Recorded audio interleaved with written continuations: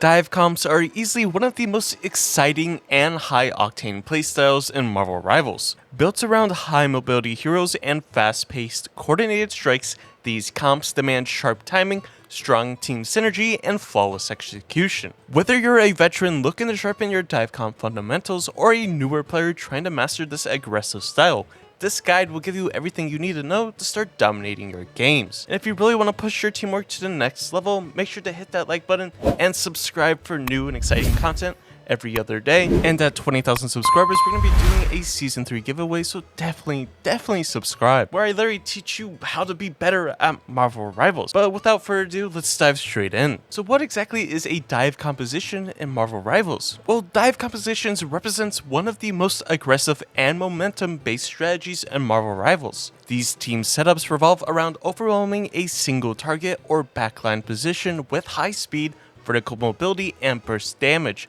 all within a narrow window of time.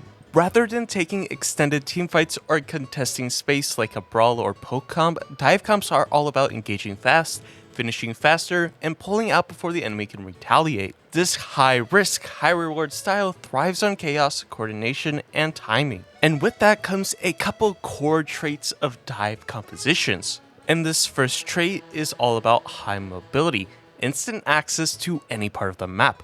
Dive heroes such as Black Panther, Spider-Man, Psylocke, Hulk excel at closing distances in the blink of an eye. Whether it's wall climbing, teleports, dashes, mobility allows them to collapse onto backline heroes, bypass tanks and front lines, reposition during mid-fight chaos, and secure high ground and off angles. Now, mobility isn't just about speed, it's about access and pressure. It lets you force a fight on your terms, then disappear before the enemy can collapse. And our second trait is all about burst damage, and you want to eliminate, don't trade.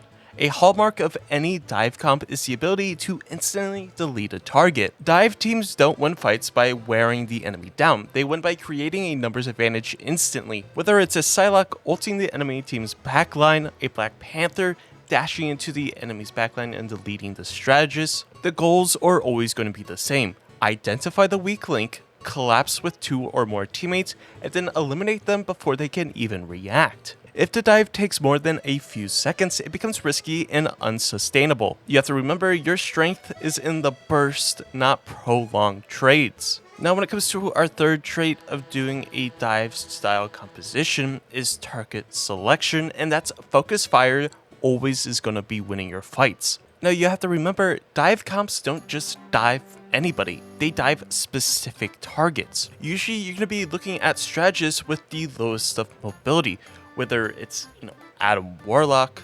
And yes, even though Adam Warlock does have Soul Bond, he's one of the slowest strategists in the entire game, so he can be really easy to dive. Or even a Luna Snow. Or you always want to be looking for people that are caught out of position.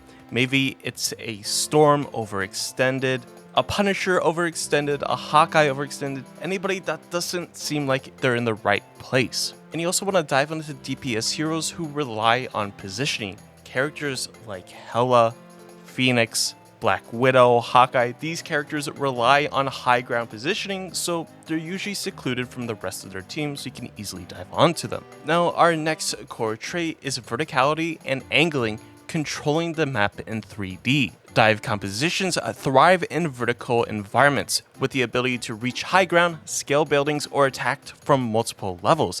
Dive teams force enemies to spread out or give up strong positioning. Basically, this leads to a domino effect. It allows for flanking opportunities from unpredictable directions, easier isolation of backlines, and strong re-engage or disengage options through high ground access. Some of the maps like Loki Convoy or any of the domination maps often favor dive-heavy compositions due to their vertical layout and flank routes, yet no one really picks up on them. And before we dive into our last core trait, I need to take a minute of your time and talk about today's sponsor, Control. Are you tired of skipping meals or grabbing junk food because you're always on the go? Well, say hello to Control, the meal replacement shake that actually tastes amazing. Now, whether you're grinding through work, gaming late into the night, or just need a quick nutritious boost, Control has your back. Of course, packed with all the good stuff, proteins, vitamins, fiber, you'll feel full and fueled without sacrificing flavor. Oh, and did I mention the flavors? Cinnamon Toast, Fruity Flakes, cookies and creams. It's like your favorite childhood cereals, but grown up and good for you. Now, not only that, they also have a wide variety of protein bars and even protein cookies, with my personal favorites being the peanut butter pieces cookies and of course the peanut butter s'mores protein bars. And let me tell you, these peanut butter s'mores bars are amazing and they're always sold out, so you should definitely get your hands on trying it. So stop settling for bland, boring shakes, level up your nutrition at drinkcontrol.com and take control of your day. That's drinkctrl.com. Go get yours now and make sure to use code DUCK for 10% at checkout. Now, our last core trait is what I like to call about initiation and follow-up, where timing is quite literally everything. Successful dives required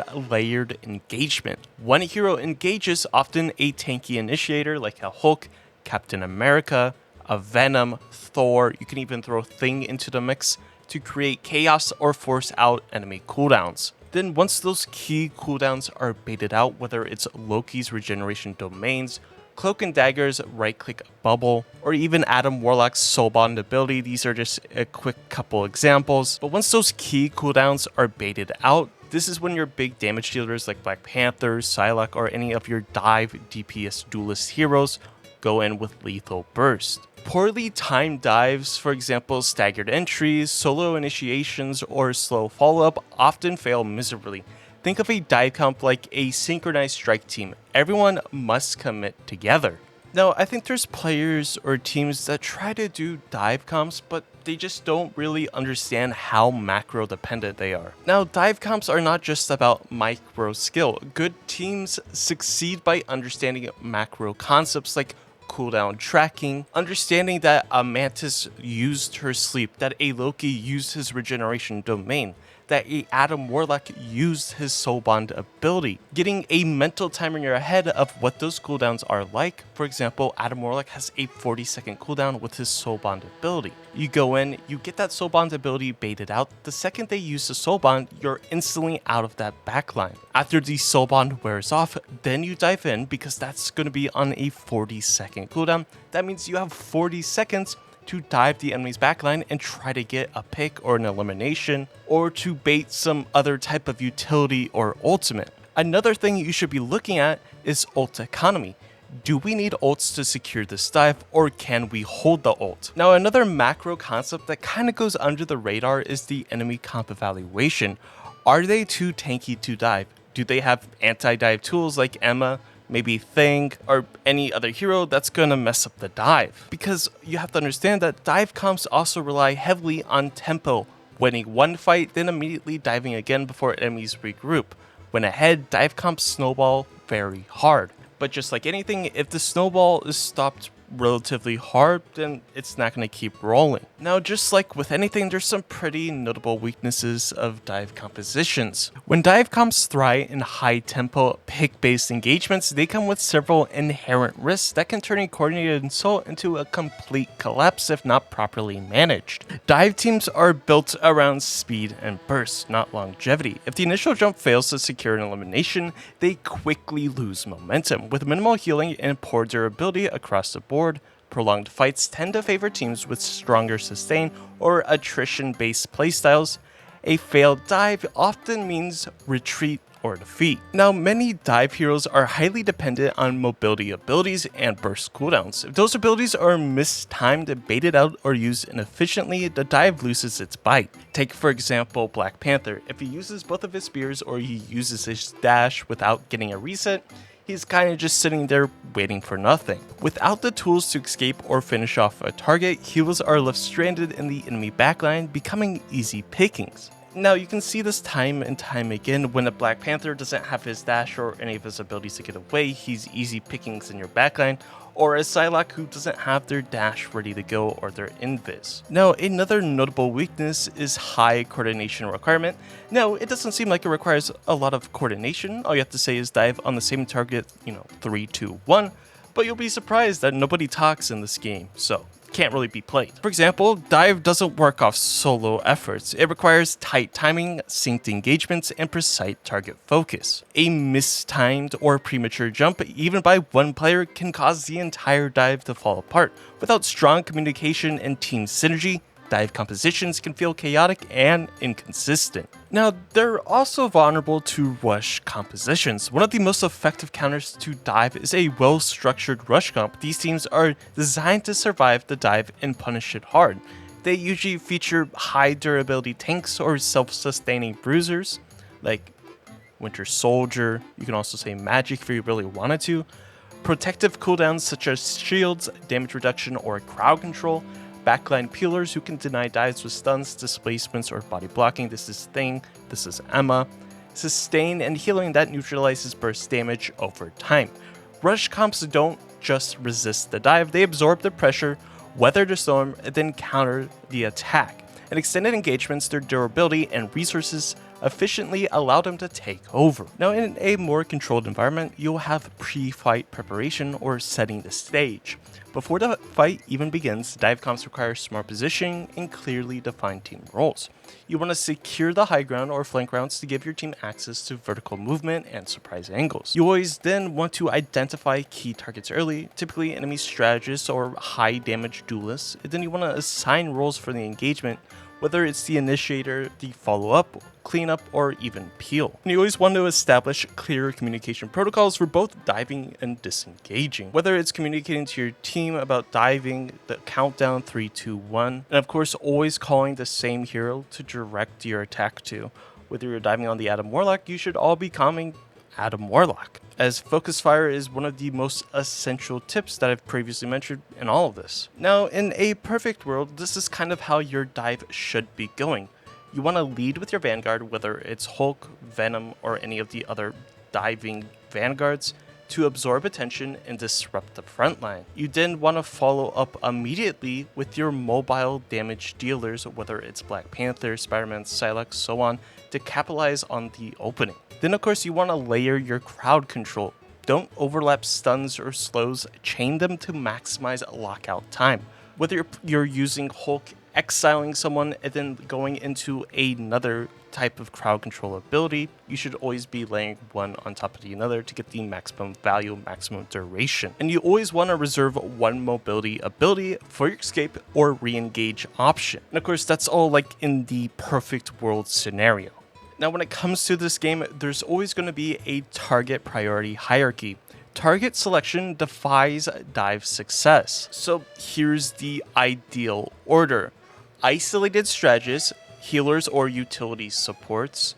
Removing sustain breaks the enemy team composition. After the strategists, you want to start looking at high impact duelists. You want to burst them down before they can return fire or even retaliate. This is your Hela. This is your Black Widow, this is your Phoenix. After your high impact duelists, you want to look for out of position or overextended enemies. You want to punish any lapse in positioning so that they will give up space and never make those same positioning mistakes again. The whole idea is that when they're positioning forward or overextending, those players that are doing that are confident in their ability or in their skills.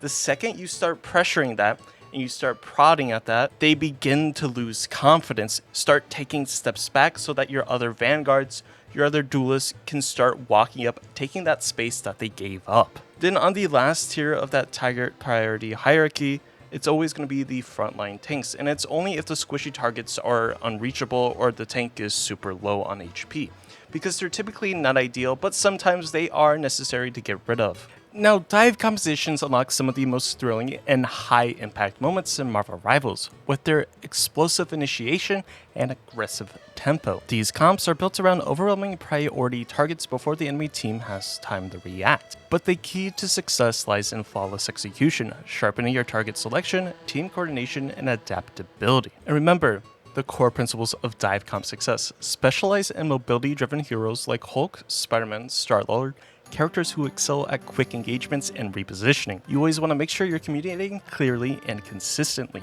Coordinated dives are only possible when the whole team is on the same page. And of course, you want to study enemy positioning and cooldown usage.